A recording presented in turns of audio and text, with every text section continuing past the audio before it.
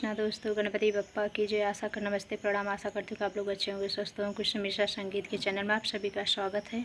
आप सब बीच बहुत प्यारा हम भजन लेके आए हैं। फुलवाच रखे आप लोग इस भजन को सुनना, बीच में स्किप न करना, तभी भजन का आप लोग को आनंद आएगा। जो भी हमारे नए भाई बहन जुड़ने वाले, यूट्यूब फैमिली हमारे नए भाई बहन जुड़ने वाले, दादी काकी सभी को बिना निवेदन है कि आप सब हमारे वीडियो को खूब मन लगाई देखा जाए, खूब प्यार दुलार आशीर्वाद दे जाए भजन पे, और कमेंट में ज़रूर लिख के बता जाएं कैसे लगा भजन आप सब को। आप सब लोग कैसे भजन लगा।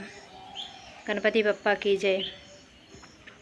सबसे पहले पूजा तोहारे हो गौरी के ललनवा, सबसे पहले पूजा तोहार हो गौरी के ललनवा।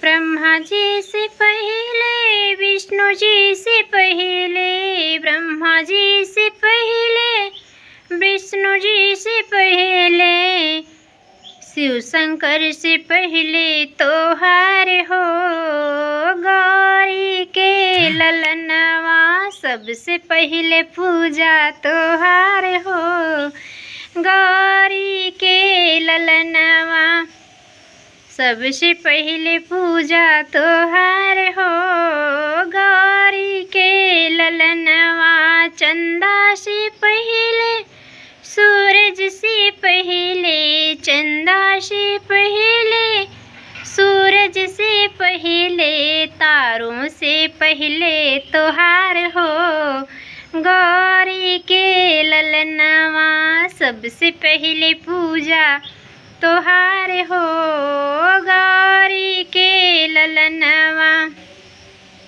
गंगा जी से पहले, यमुना जी से पहले, गंगा जी से पहले, यमुना जी से पहले, सरयू माँ से पहले तोहार हो गौरी के ललनवा। सरयू माँ के पहले तोहार हो गौरी के ललनवा। सबसे पहले पूजा तोहार हो गौरी के ललनवा।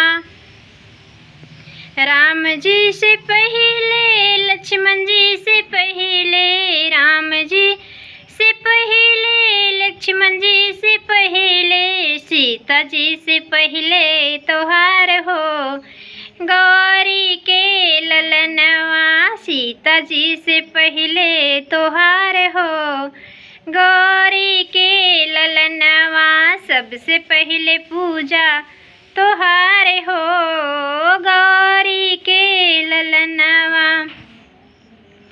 धरती से पहले, आकाश से पहले, धरती से पहले, आकाश से पहले, नवग्रह से पहले तोहार हो गौरी के ललनवा।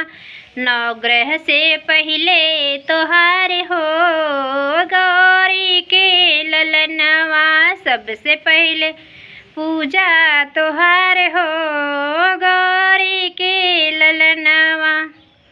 राधा से पहले, रुक्मण से पहले, राधा से पहले, रुक्मण से पहले, कृष्ण से पहले तोहार हो गौरी के ललनवा। श्री कृष्ण से पहले तोहार हो गौरी के ललनवा। सबसे पहले पूजा तोहार हो गौरी के ललनवा। बोलो गणपति बप्पा की जय।